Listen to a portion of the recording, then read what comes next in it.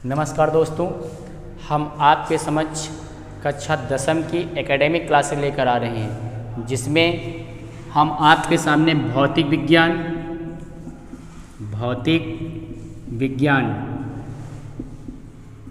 की कक्षाएं लेकर उपस्थित हो रहा हूं। इसमें क्या होगा, ये जितनी भी कक्षाएं होंगी न्यू पैटर्न पर आधारित होंगी। जितने भी पाठ्यक्रम में टॉपिक दिए गए हैं उन सारे टॉपिकों की हम क्रमशः चर्चा करेंगे आपके साथ।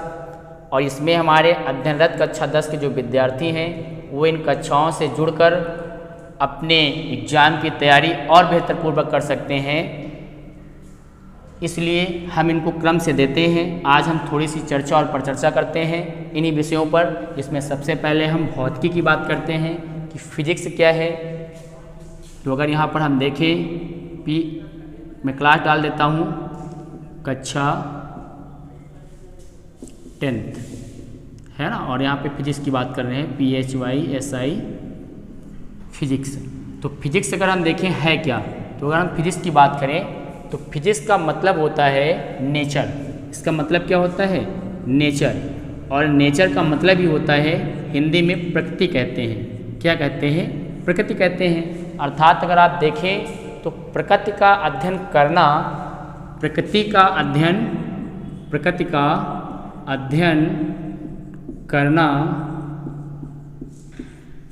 भौतिकी कहलाता है। प्रकृति का ही अध्ययन करना क्या कहलाता है, फिजिक्स कहलाता है। या नेचर का अध्ययन करना ही क्या कहलाता है, फिजिक्स कहलाता है। प्रकृति में देखें दुनिया में तो केवल दो ही चीज़ें आपको नजर आएंगी। एक हमारे पास क्या होता है, मास, और दूसरा क्या होता है तो एनर्जी, जिसको आप क्या बोलते हैं, ऊर्जा। और एक तरफ क्या हो जाएगा, द्रव्यमान। दुनिया में केवल दो ही चीज़ें हैं, एक द्रव्यमान और दूसरा ऊर्जा। कोई वस्तु है, पदार्थ है, कुछ भी है तो उसमें मास होगा। अगर वो पदार्थ है तो कन्वर्ट होगा काहे में, एनर्जी में कन्वर्ट होगा। तो आप ये मान सकते हैं कि दुनिया में केवल दो ही चीज़ें दिखती हैं, वो है द्रव्यमान और वो है ऊर्जा। इसी के रूप आपको देखने को मिल सकते हैं, बाकी इसके रूप देखने को मिल सकते हैं। इन दोनों के बीच में एक रिलेशन है, इन दोनों के बीच में एक रिलेशन है, संबंध है। और वो कैसा होता है, तो वो होता है अन्योन। अन्योन का मतलब होता है अन्योन। इसका तात्पर्य ये है, आप अन्योन को इस भाषा में भी समझ सकते हैं, परस्पर। और परस्पर का मतलब ही होता है एक दूसरे के साथ। तो आप ये कह सकते हैं द्रव्यमान और ऊर्जा के मध्य होने वाली अन्योन क्रियाओं का जो अध्ययन है, वो क्या कहलाता है, फिजिक्स कहलाता है। यानी कि अन्योन क्रियाओं का अध्ययन क्या कहलाता है, तो फिजिक्स कहलाता है। अगर आपसे कभी परीक्षा में लिखने को पूछ ले कि भौतिकी क्या है, तो आप सीधे ये लिखेंगे भौतिकी नेचर है, भौतिकी प्रकृति है।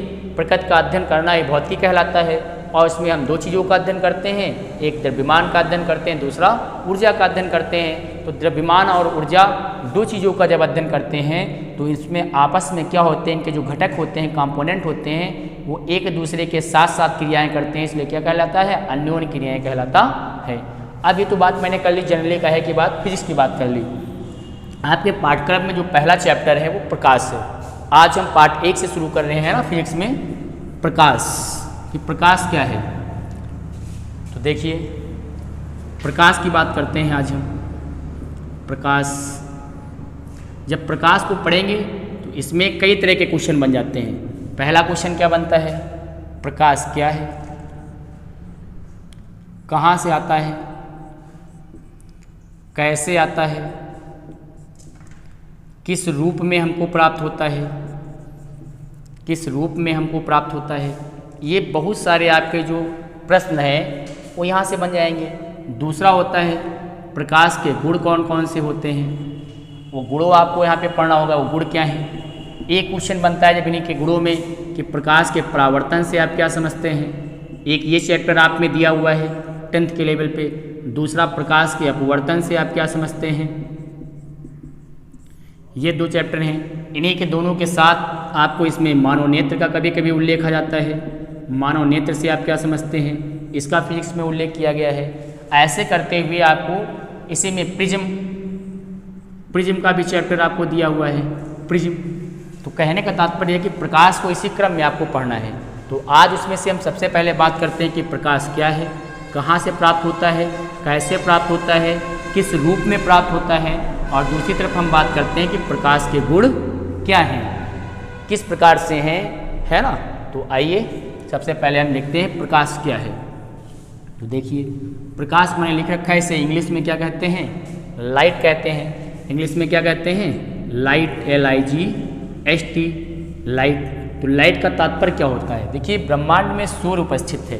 ब्रह्मांड में क्या है, इस यूनिवर्स में सूर्य है, और सूर्य में क्या होता है, नाभिक होते हैं छोटे छोटे, है ना, छोटे छोटे इसमें नाभिक होते हैं। और ये जो नाभिक हैं वो नाभिक किस चीज़ के हैं, तो हाइड्रोजन के होते हैं। काहे के होते हैं, हाइड्रोजन के होते हैं। तो हाइड्रोजन के नाभिक आपस में क्या होते हैं, मिलते हैं और क्या बनाते हैं, हीलियम का नाभिक बनाते हैं, और प्लस ऊर्जा को क्या करते हैं, मुक्त करते हैं। तो अगर आपसे कोई क्वेश्चन पूछे कि प्रकाश कहाँ से प्राप्त होता है, तो सूर्य से प्राप्त होता है। यानी कि सूर्य में होने वाली नाभिकीय संलयन क्रिया के फलस्वरूप हाइड्रोजन के नाभिक आपस में जुड़ते हैं और हीलियम का निर्माण करते हैं, या हीलियम के नाभिक का निर्माण करते हैं और ऊर्जा क्या करते हैं, मुक्त करते हैं। यही ऊर्जा लगभग 8 मिनट के आसपास, 8 मिनट में पृथ्वी तक पहुंचती है, पृथ्वी तक पहुंचती है। इसे क्या कहते हैं, प्रकाश कहा जाता है। यानी कि अगर आप कोई क्वेश्चन आपसे पूछे प्रकाश कहाँ से प्राप्त होता है, तो आप सीधे कहेंगे सूर्य में होने वाली नाभिकीय संलयन क्रिया के फलस्वरूप हाइड्रोजन के छोटे छोटे नाभिक आपस में जुड़कर हीलियम के नाभिक को तैयार करते हैं और इसके साथ साथ ऊर्जा को मुक्त करते हैं। वही ऊर्जा किस माध्यम में आती है, विकिरण के रूप में। किस रूप में, विकिरण के रूप में पृथ्वी तक लगभग 8 मिनट में पहुंचती है। पृथ्वी तक लगभग 8 मिनट में पहुंचती है। ये क्या कहलाती है, प्रकाश कहलाती है, जो वस्तुओं को देखने में सहायता करती है लेकिन स्वयं दिखती नहीं है। तो ये बात होगी आपके साथ। अब इसी को परीक्षा में लिखना हो तो कैसे लिखेंगे, क्योंकि आप एकेडमिक लेवल पे पढ़ रहे हैं, तो जितना अच्छा फॉर्मेट होगा उतना अच्छा आपको नंबर मिलेगा। तो अब आप क्या कर देंगे, इसी को ऐसे लिखेंगे, प्रकाश हीडिंग डाल दिया आपने, फिर इसमें पहला फैक्ट क्या बनाएंगे, परिभाषा बनाएंगे। परिभाषा क्या बनाएंगे, प्रकाश एक प्रकार की ऊर्जा है जो सूर्य से हमें प्राप्त होती है ना। ये जो पॉइंट मैंने बताया इसी को इसमें क्या करना है, आपको लिख देना है। एक रिएक्शन वही जो मैंने आपको बताया कि हाइड्रोजन के नाभिक क्या होते हैं, आपस में जुड़ते हैं और क्या बनाते हैं, हीलियम का नाभिक बनाते हैं और प्लस ऊर्जा को क्या करते हैं, मुक्त करते हैं। ये रिएक्शन लिख देंगे तो एग्जामिनर आपको और बेहतर नंबर देगा, क्योंकि वो समझेगा कि आप पढ़े हैं, है ना। तो ये हो गया परिभाषा। अब इसके बाद इसमें हम गुणों की बात करते हैं। तो ये आप समझ के कि कहाँ से मिलता है, ठीक है। अब कैसे मिलता है, ये बात मिलती है विकिरण, यानी कि यहाँ से रेडिएट होता है, बीच में माध्यम है, यहाँ से रेडिएट होता है और कहाँ तक पहुँचता है, पृथ्वी तक पहुँचता है। तो इसे रेडिएशन कहते हैं इंग्लिश में, उसी को हिंदी में विकिरण कहते हैं। तो विकिरण के रूप में कहाँ पहुँचता है, विकिरण के रूप में पृथ्वी तक पहुँचता है। अब इसके हम गुणों की बात कर लेते हैं प्रकाश के। तो आप लोग एकेडमिक लेवल पे ऐसे बना लेंगे सिनॉप्सिस, बाकी अपने शब्दों में इसको प्रयोग तो चले जाएंगे, क्योंकि अगर आपको कहीं पे कठिनाई हो तो वीडियो को पॉज करके पुनः देख सकते हैं। हम बहुत ही सरल और सुबोध भाषा में आपको लेकर चल रहे हैं कि आपको किसी भी प्रकार से कोई दिक्कत ना हो, और एक एक सब टॉपिक भी हम आपको यहाँ पे क्लियर करेंगे। आप फिजिक्स पढ़ने के बाद ये जान जाएंगे कि फिजिक्स वास्तविक रूप में क्या है। देखिए फिजिक्स पढ़ने के 3 रूप होते हैं। एक तो इसकी थ्योरी होती है, जो सिद्धांत हैं, इसको पढ़ने में तो बड़ा मजा आता है। एक क्या होता है, न्यूमेरिकल एनालिसिस होती है, इसमें आपको मैथमेटिक्स का प्रयोग करना पड़ता है, तो थोड़ा सा टफ माना जाता है। और एक रूप अगर इसका हम देखें तो व्यवहारिक होता है, एप्लीकेशन होता है इसका। और ये क्या होता है, कंपटीशन की दुनिया में बहुत पूछा जाता है। तो आज आप थ्योरी भी पढ़ेंगे, न्यूमेरिकल एनालिसिस भी पढ़ेंगे और एप्लीकेशन भी पढ़ेंगे, लेकिन जब हम व्यवहारिक जीवन में जाएंगे, मान लो आप IIT ये सब छोड़ के किसी दूसरे क्रम में जा रहे हैं, मतलब सिविल की तरफ जा रहे हैं, तो आपको इसकी एप्लीकेशन पढ़ना है। लेकिन अगर आप कोर जियोग्राफी मतलब कोर फिजिक्स की ओर जा रहे हैं तो आपको थ्योरी, न्यूमेरिकल एनालिसिस और ये सब कुछ करना होगा। तो अब हम बात करते हैं क्या है कि प्रकाश की, प्रकाश के गुणों की। तो देखिए प्रकाश के गुण क्या होते हैं। प्रकाश के गुण, प्रकाश के गुणों में अगर देखें तो सबसे पहला गुण होता है प्रकाश सीधी रेखा में चलता है। प्रकाश सीधी रेखा में चलता है, सीधी रेखा में चलता है। तो प्रकाश कैसे चलता है, तो सीधी रेखा में चलता है। तो सीधी रेखा का तात्पर्य क्या है, प्रकाश हमेशा न्यूनतम दूरी तय करता है, न्यूनतम दूरी तय करता है। न्यूनतम दूरी का मतलब क्या होता है, न्यूनतम दूरी तय करता है। इसी वाक्य की हम व्याख्या बता रहे हैं आपको। न्यूनतम दूरी का तात्पर्य ही है कि प्रकाश हमेशा क्या लेता है, कम से कम समय लेता है। जाने पर जिस रास्ते से जा रहा होगा उस पर कम से कम टाइम लगे, उसको कम से कम समय लगे। अगर यही बात हम कह दें तो इसको आप ये कह सकते हैं कि प्रकाश हमेशा विस्थापनीय होता है ना, विस्थापन ग्रहण करता है। क्या ग्रहण करता है, विस्थापन ग्रहण करता है। अगर कक्षा 9 में आपने पढ़ा होगा कि दूरी और विस्थापन में क्या अंतर होता है, तो विस्थापन का तात्पर्य ही ये होता है कि इन्हीं दो बिंदुओं के बीच की जो न्यूनतम दूरी होती है वो क्या कहलाती है, विस्थापन कहलाती है। तो जो प्रकाश होता है वो सीधी रेखा में चलता है, न्यूनतम दूरी तय करता है, कम से कम समय लेता है और विस्थापन तय करता है। तो आप अगर इसे स्पष्ट करना चाहें तो आप ये कह सकते हैं प्रकाश केवल उसी मार्ग का अनुसरण करता है जिस पर जाने में उसको न्यूनतम समय लगता है। तो जब न्यूनतम समय लगेगा तो इसका तात्पर्य ये हो गया कि न्यूनतम समय का मतलब है शॉर्टेस्ट टाइम लगेगा। तो वो क्या हो गया, विस्थापन बन गया। इसीलिए दो बिंदुओं के बीच में अगर प्रकाश की कोई किरण है तो हमेशा सीधी रहेगी, कभी ऐसे ऐसे नहीं चलेगी, है ना। वो हमेशा कैसे चलेगी, दो बिंदु के बीच में सीधी चलेगी। तो ये क्या होती है, न्यूनतम दूरी होती है। तो ये पहला इसका मैंने गुण आपको कंप्लीट कर दिया कि प्रकाश सीधी रेखा में चलता है। तो लिखना आएगा तो केवल यही लिखेंगे, लेकिन आप समझ रहे हैं एकेडमिक क्लासेज में हैं, अभी पढ़ रहे हैं, तो अध्ययन के लेवल पे आपका माइंड पूरा ओपन होना चाहिए। तो ये पहला पॉइंट हो गया, न्यूनतम दूरी तय करता है और कम से कम समय लेता है, और एक ऐसा होता है तो विस्थापन ही होता है। ठीक है, दूसरा क्या होता है, देखिए दूसरा प्रॉपर्टी मैं लिख रहा हूँ, इसको आप नोट कर लीजिएगा। दूसरी प्रॉपर्टी क्या है, दूसरी प्रॉपर्टी है प्रकाश की चाल। प्रकाश की वेग लिखते हैं ना, वेग 3 × 10⁸ मीटर प्रति सेकेंड निर्वात में होता, कहाँ होता है, निर्वात में होता है, निर्वात में होता है। NCERT पढ़ेंगे तो उसमें 2.99 के आसपास कुछ लिखा होगा, डाटा 3 वहाँ पे यूज नहीं होता है। तो 3 × 10⁸ मीटर प्रति सेकेंड होता है। अब दो बातें हैं, एक प्रकाश की चाल होती है और एक प्रकाश का वेग होता है।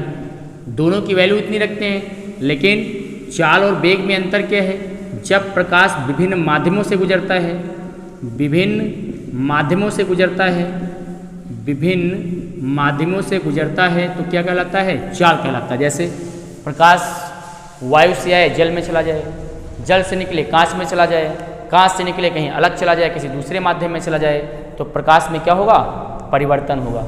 जैसे कोई व्यक्ति है मेले में खड़ा हो, है ना, मेला लगा हो, बहुत सारे उसमें पॉपुलेशन होती है मेले में, मान लो ये पॉपुलेशन आपको दे रखी है मैंने।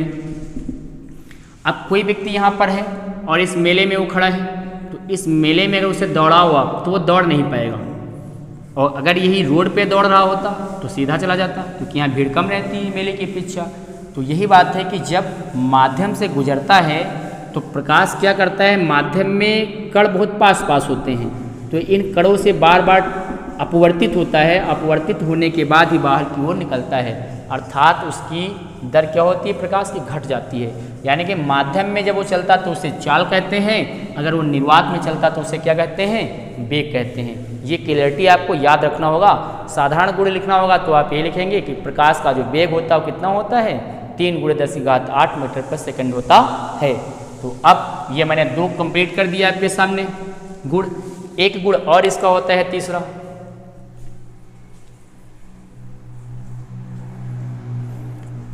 लोग मानते हैं कि प्रकाश सूर्य से प्राप्त होता है, इसलिए क्या है, प्रकाश एक प्रकार की ऊर्जा है। फिर लोगों ने इसका नाम क्या दे दिया, मैं एक वाक्य लिख देता हूँ, प्रकाश एक ऊर्जा है।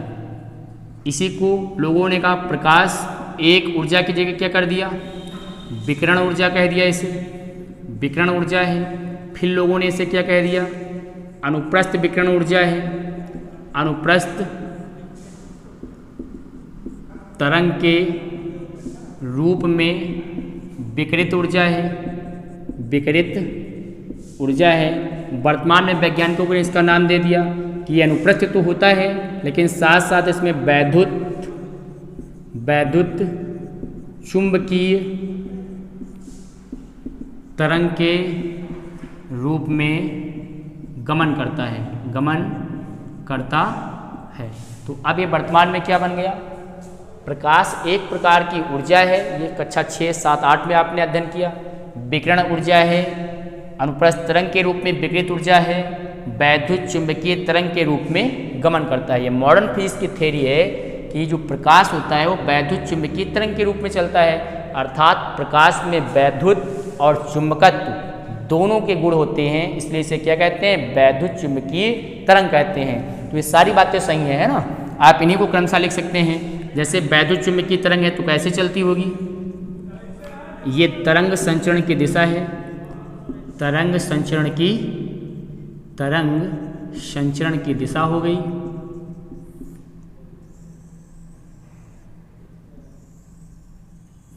तो एक वेक्टर इलेक्ट्रॉनिक होता तो ऊपर होता है, यानी कि वैद्युत है। दूसरा क्या हो जाएगा, चुंबकत्व, तो इसको मैग्नेटिक कहते, तो मैंने यम बना दिया। अगले वाले में यम ऊपर हो जाएगा, इलेक्ट्रॉनिक वाला कहाँ हो जाएगा, नीचे हो जाएगा। और इसके अगले वाले में इलेक्ट्रॉनिक ऊपर हो जाएगा, मैग्नेटिक कहाँ हो जाएगा, तो यहाँ हो जाएगा। फिर इलेक्ट्रॉनिक यहाँ हो जाए, मैग्नेटिक यहाँ हो जाएगा और इलेक्ट्रॉनिक इधर हो जाएगा।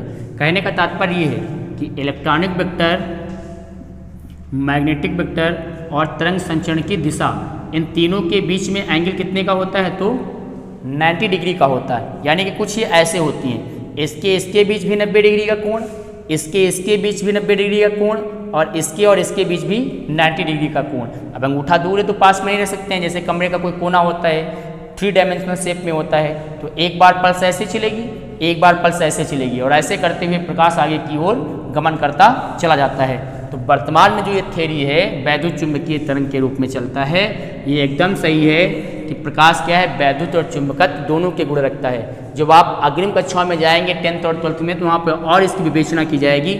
आपके पाठ्यक्रम तक मैंने ये बातें कर ली हैं कि आपको समझने में थोड़ा बेहतर रहे। अब जो इसी का अगला रूप है चौथा, तो चौथा ये कि प्रकाश के गुण क्या होते हैं। तो पहला होता है प्रकाश का गुण परावर्तन का, ये आपको पढ़ना है। फिर अपवर्तन आपको पढ़ना है। तो ये क्रियाएं हम क्रम से आपको पढ़ाते जाएंगे। तो आज तक हम आपको इतने कंटेंट, इतनी अध्ययन सामग्री आपको प्रेषित किया हूँ कि आप इसको पढ़ें और अपने पाठ्य सामग्री में इसको जोड़ें, और यहाँ से अच्छे से नोट्स बनाएं। लिखने का भी तरीका हम आपको बताते चलेंगे बीच बीच में, परीक्षा में कैसे लिखेंगे। अब यहाँ से एक ये प्रश्न बन सकता है कि प्रकाश से आप क्या समझते हैं। मैं प्रश्न भी लिख देता हूँ, आप इनका उत्तर साथ में लिखते चलेंगे। प्रकाश से आप क्या समझते हैं, प्रकाश से आप क्या समझते हैं, इसके गुणों की व्याख्या कीजिए, इसके गुणों की व्याख्या कीजिए, इसके गुणों की व्याख्या कीजिए। तो आप आसानी से लिख लेंगे इस प्रश्न को। या यही प्रश्न ऐसे भी कभी कभी 1 नंबर 2 नंबर में पूछ लेते हैं, प्रकाश के गुण से क्या समझते हैं। तो अगर 2 नंबर में पूछा है तो कम से कम 4 गुण आपको लिखना चाहिए, 1 नंबर में पूछा तो कम से कम 2 गुण लिखना चाहिए। तो ये आपका फॉर्मेट हो जाएगा। बहुविकल्पीय प्रश्न भी बन सकते हैं एकेडमिक लेवल पे, है ना। इसी को हम कंपटीशन में आगे भी पढ़ सकते हैं। तो वहाँ आएगा तो आपको इसमें से क्वेश्चन बनेगा। यहाँ से क्या है प्रकाश, तो वर्तमान में प्रकाश वैद्युत चुंबकीय तरंग है। तो बच्चों, हमने आपको विधिवत रूप में प्रकाश समझाया कि प्रकाश क्या है, कैसे बनता है। अब आप इसको अपनी पाठ्य सामग्री का हिस्सा बनाएंगे, इस वीडियो को देखेंगे, और हम क्रम से आपको वीडियो देते जाएंगे फिजिक्स के, जब तक कि सारे पाठ पूरे ना हो जाएंगे। और साथ साथ हम न्यूमेरिकल भी लगवाएंगे और क्वेश्चन भी डिस्कशन करेंगे। बोर्ड पेपर में प्रश्न कैसे लिखते हैं, उसके उत्तर में कितने शब्द होने चाहिए, क्या कंटेंट होना चाहिए, वो सार गर्भित पूर्ण कैसे लिखेंगे, ये सारी चीज़ें हम आपको वीडियो के माध्यम से साथ साथ में बतलाते रहेंगे। तो दोस्तों यहाँ तक आपको हमने पढ़ा दिया है। अब हम अगली कक्षा में आपको मिलेंगे। जय हिंद, जय भारत।